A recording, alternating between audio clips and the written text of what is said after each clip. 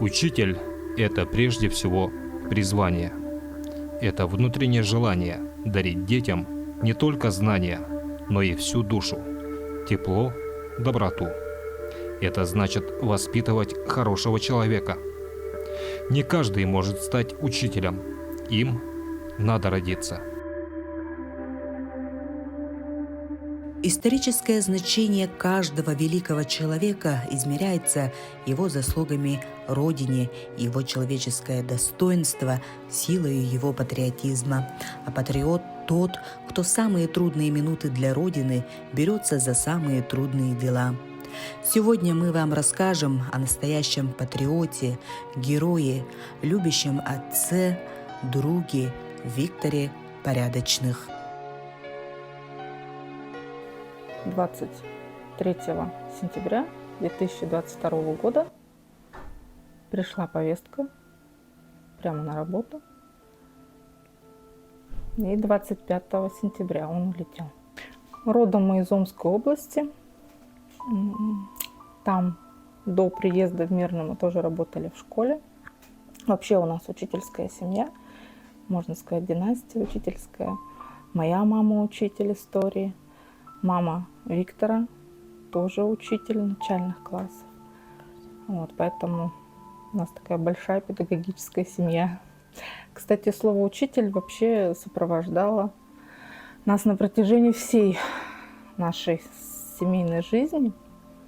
Мы познакомились на День учителя с Виктором. Он в День учителя как раз начался наш такой большой путь совместный.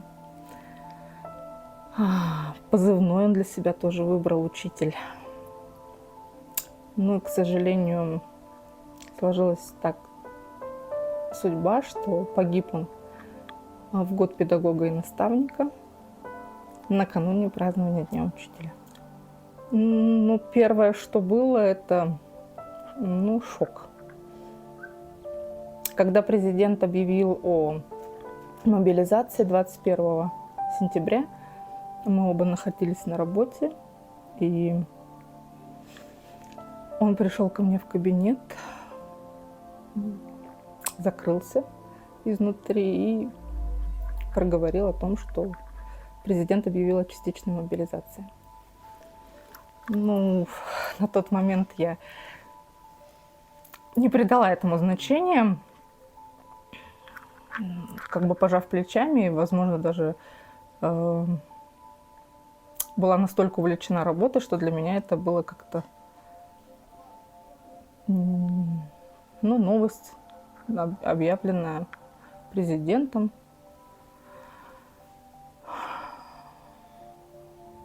Нас это не могло коснуться, как на тот момент я думала. А он мне ответил, что я буду в числе первых. Вообще, когда мы познакомились, первое, что он мне сказал, он сказал: я военнообязанный, я служил в таких войсках, если вдруг война, я буду первым. Это действительно было еще до замужества. Конечно, в такие вещи я поверить на тот момент не могла, потому что никогда не думала, что война коснется вообще нашей семьи. Он служил в армии, в разведвойсках, он разведчик, в Иркутске служил. Но судьба распорядилась так, что после мобилизации он был определен в десантно-штурмовую бригаду, в легендарную 11-ю гвардейскую десантно-штурмовую бригаду. И там он был назначен заместителем командира взвода. Вот. Всю службу мы были практически с самого начала вместе. Вот. Сначала в разных взводов, а потом через какое-то время соединились, и вот даже в одном отделении. И все время вдвоем были. Как вдвоем. Я имею в виду, на дежурство вдвоем ходили там. Вот. Каким он был человеком? Очень целеустремленным. Таким, я бы сказал, мотивирующий человек. Что-то надо, пойдем там, все сделаем. И всегда чем-то занят. Не мог сидеть на одном месте, что-то, например, надо что-то делать, что-то улучшаться, что-то там Ну, даже банально там прочитать чего-нибудь, медицину там. Ну вот. Такой очень хороший друг. Никогда не предаст. Ну, мотивирующий человек. Вот. При передислокации, когда мы поменяли ЧВК «Вагнер» в Бахмуте, да, первые дни мы с ним часто проводили время и много где побывали в городе Бахмут. Ну, узнавали новые позиции, разведывали. Также много, как говорится, кошмарили противника. Работали по нему с крупнокалиберного пулемета, такого как «Утес», калибр 12,7. Ну, также много находились на дежурстве с ним и разговаривали и, в общем, о планах дальнейшей жизни. Ну, это, наверное, больше всего запомнилось, да. Ну, для меня, в первую очередь, он запомнился энергичным человеком, очень любил детей. В процессе СВО очень хотел открыть музей. Вот данный музей, который сейчас открыла супруга. Вот, много экспонатов собирал разных. И трофейных, и бойцов армии России, кто что отдавал, ну, в дар музею. Вот так вот. Ну и замечательно, что музей наконец-то открылся, и люди могут увидеть, чем живут бойцы СВО, защищая свою родину. 26 сентября 2025 года состоялось долгожданное событие. Завет учителя был исполнен, и в нашем городе открылся музей СВО.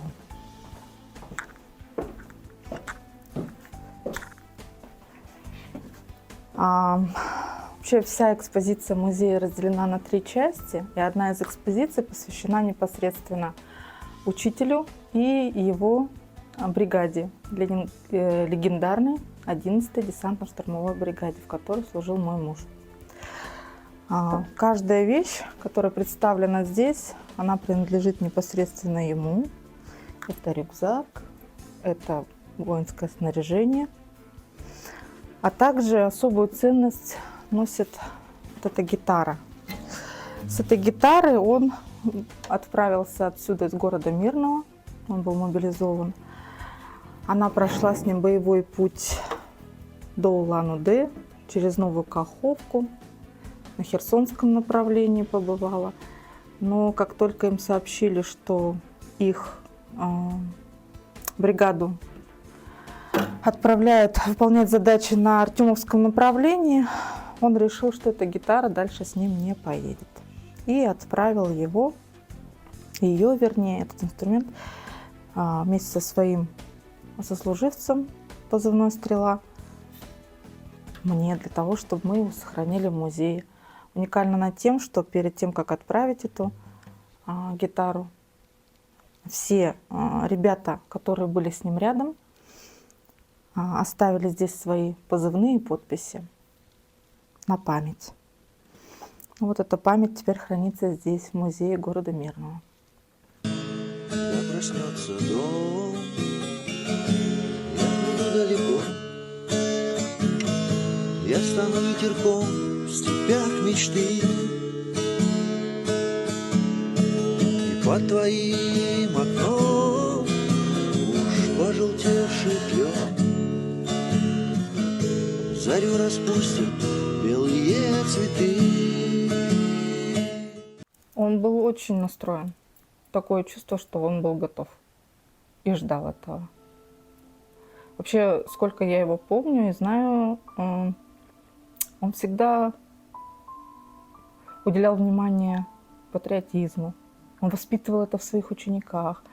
Он говорил об этом иногда очень даже эмоционально. Видно было, что он болел душой за родину, за президента. Ну и, конечно, вообще, когда началась спецоперация в феврале 22 года, он очень эмоционально поддержал президента, идею президента, и всячески поддерживал. Вот. А когда понял, что он будет частью этого действия. Он ни минуты не думая, конечно, он был готов к этому. Виктор Васильевич был моим учителем, его я сам знаю с 4 класса, тогда он стал моим научным руководителем на НПК. Я защищал проект под его руководством, очень много вместе мы с ним работали. И вот в 2018 году он открыл как раз-таки юноармейское движение на базе нашей школы, первое в Миринском районе. И тогда я стал одним из первых юноармейцев, кто вступил в это движение. И вот с 2018 года плотно работали с ним. Участвовали в акциях, в различных патриотических конкурсах, квизах и так далее. Вообще Виктор Васильевич очень добрый на самом деле был учитель. Очень его все уважали, ученики. Огромный вклад он внес в патриотическое воспитание учеников, выпускников школы, а их было очень много. Ну, вообще, характеризуя его как человека, можно сказать, что он был человеком очень веселым, очень оптимистичным, позитивным. Он заряжал энергией наших ребят. С ним было легко работать детям. Они с удовольствием шли на его уроки. А нам же, как коллегам, он тоже всегда поддерживал дух. У него были всегда такие шутки очень оптимистичные. С ним было вот легко общаться. Есть такие люди, с которыми легко общаться. Вот Виктор Васильевич был из такого разряда. Как специалист он был очень сильным специалистом. Наверное, вам ребята уже сказали, что он был организатором первого юноармейского движения у нас в районе. Вот. До сих пор юноармейцы, ребята, о нем очень тепло отзываются. На перемене я просто сидела в коридоре, и ко мне подошел Виктор Васильевич, взял за руку и говорит: я смотрю, ты ничем не занята, поэтому я предлагаю, чтобы ты стала юноармейцем. Отвел в свой кабинет, мы заполнили небольшие документы, и он рассказал саму структуру военно-патриотического клуба. В основном мероприятия проходили очень интересно. Больше всего мне запомнилась самая первая вахта памяти 8 мая, когда мне доверили такую миссию стоять с гордостью, с автоматом в форме, конечно, нести вот эту вот небольшую на то время службу. Мне запомнился он очень ответственным человеком, справедливым. Он всегда умел привить то чувство справедливости, гордости и, конечно же, возлагал на нас большие надежды. Желал, чтобы ребята пошли по его стопам, возможно, стали педагогом или поступили в какие-то военные вузы. Я тоже хочу связать свою жизнь. Возможно, буду поступать в МВД или уже даже точно, потому что действительно Виктор Васильевич стал таким примером, который сыграл вот большую роль в моей жизни. Его, конечно, у меня остались самые теплые такие воспоминания. Человека очень такого позитивного, энергичного. И вот он мог зацепить, наверное, всех, и взрослых, и молодежь. Дети бежали к нему на уроки ОБЖ, патриотические мероприятия. Это было без принуждения. То есть они с удовольствием бежали к нему на уроки и вообще на мероприятия. Ну, мы с Виктором Васильевичем работали более 5 лет бок о бок. Помню, как они с Юлией Юрьевной пришли в нашу школу. Красивые, статные, веселые. За время работы Виктор Васильевич, конечно, показал себя как высокопрофессиональный учитель, как педагог. Вокруг него всегда много детей, то есть он заряжал их своей энергией, тем, что он на самом деле такой преданный человек, начиная с того, что он преданный, знаю, очень своим друзьям, преданный детям, которых он обучает. Очень он любил жизнь и любил людей. Это всегда было видно. И отношение, конечно же, к своей работе. Это музейная экспозиция, выставочная музейная экспозиция, которая была открыта в годовщину гибели учителя 30 сентября 2024 года. Музейная композиция включает в себя как само военное снаряжение, воинское снаряжение учителя, также и информационный стенд о его педагогической деятельности, и «Парта героя». «Парта героя» — это всероссийский проект, который отражает историю героя, в данном случае нашего героя, учителя школы номер 7. Здесь представлены его достижения, его награды, его боевой путь. С того, как папа наш уехал, прошло уже 3 года. Я думаю, это было самое грустное мой день рождения. И когда он собирался, мы любили с ним ходить на баскетбол, на рыбалку. Помню, как я поймал одного леща большого. Любили мы с ним заниматься спортом. Играли мы с Илюшей. Всякие игры играли.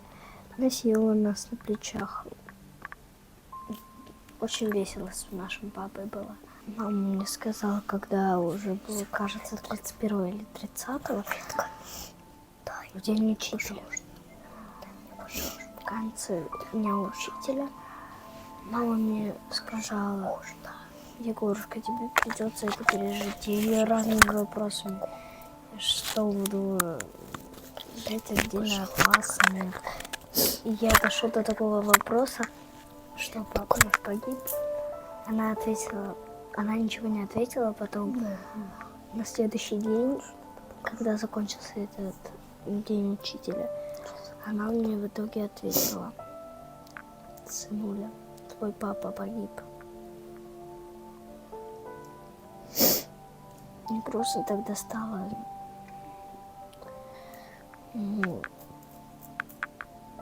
неприятно.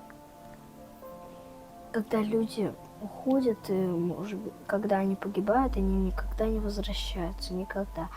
Но они всегда с нами, в наших сердцах и на небесах за нами следят, любят нас до сих пор. Вообще описать состояние момента, когда пришла весть о гибели, невозможно. Таких слов нет, передать это невозможно. Что происходило на тот момент, это очень страшно. Спасибо тем людям, которые были рядом. Меня ни на одну минуту не оставили одну. Никогда. С момента гибели мужа. Прошло 1,5 года. За это время я поняла, что он будет жив, пока будет жить память о нем. И эту память я стараюсь пронести для своих детей, для учеников. И благо, что меня поддерживают. Вообще, Мирнинской земле низкий поклон за то, что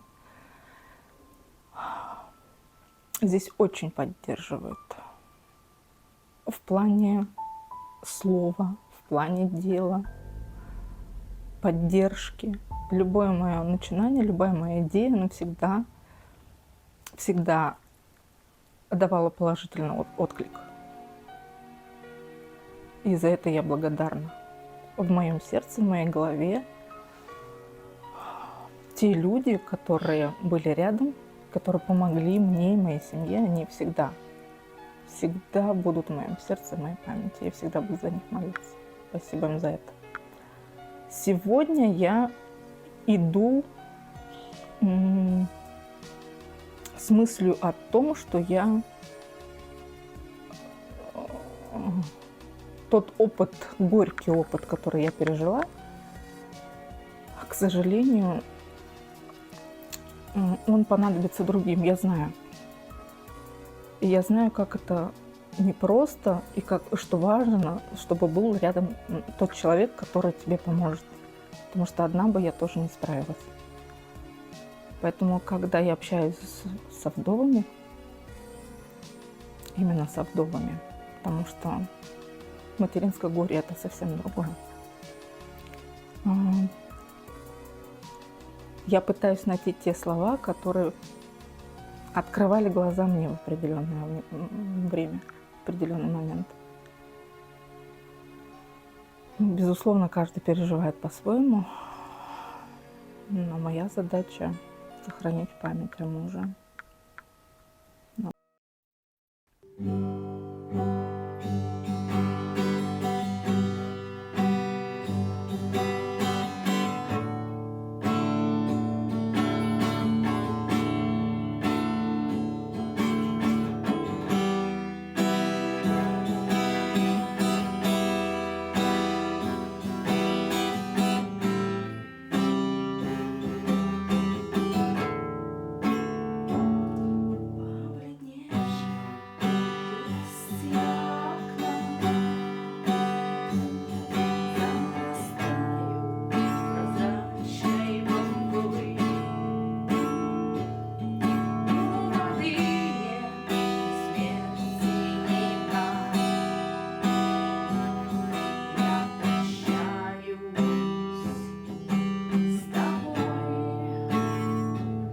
Горсть тепла после долгой зимы нанесем 5 минут до утра, доживем наше море вины, поглощает время дыра. Это все, что останется после меня. Это все, что возьму я с собой. С нами память сидит устала, а в руке ее пламя свечи. И такой хороший была. Посмотри на меня, не молчи. Крики чайки на белой стене, окольцованы черной луной. Нарисуй что-нибудь на окне и шепни на прощание рекой. Это все, что останется после меня. Это все, что возьму я с собой.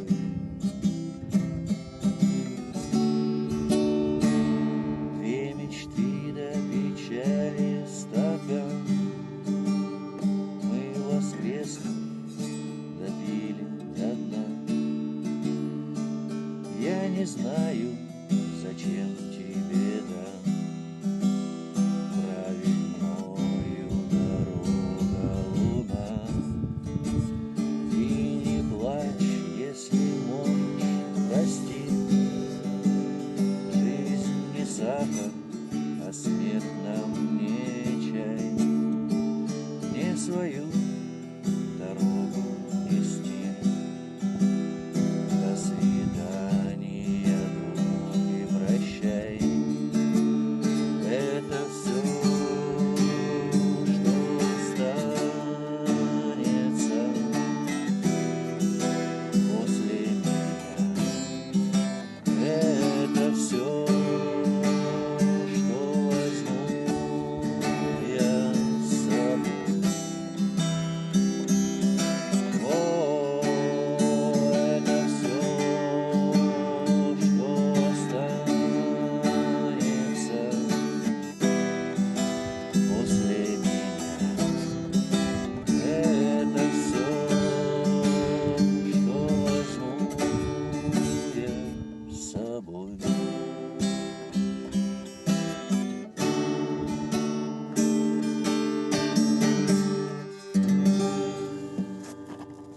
Пока живу на этом свете, жить будет память о тебе. И будут помнить наши дети все строки о твоей судьбе.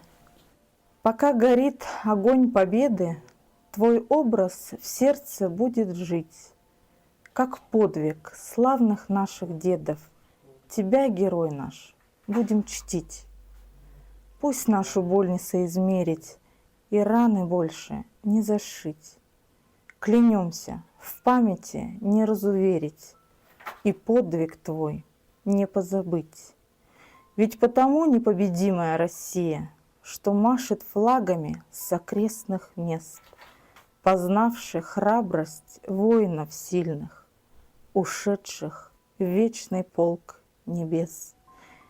И ты в полку том был записан навечно, ничего не изменить, насквозь осколками пронизан. Об этом мы не смеем позабыть.